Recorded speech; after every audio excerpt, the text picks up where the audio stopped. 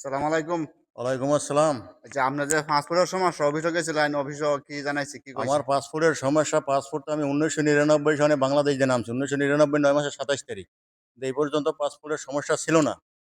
কিন্তু এখন পাসপোর্টের সমস্যা, যে পাসপোর্ট নতুন করে বানাইতেছে। আগের পাসপোর্টে ২-১ অক্ষর ভুল আছে। কিন্তু এটা সমস্যার সমাধান করিয়া আমাদের এখন এই পাসপোর্টের মনে করেন ১ মাস হয় আমি অনলাইনে দিছি। অনলাইনে দেওয়ার পর ১ মাস পর আসছে আমার পাসপোর্ট। এখন আমার এই পাসপোর্টে ফিঙ্গার দিতে গেলে তারা আইস না কাল, কাল না পরশু এভাবে বলে আরকি।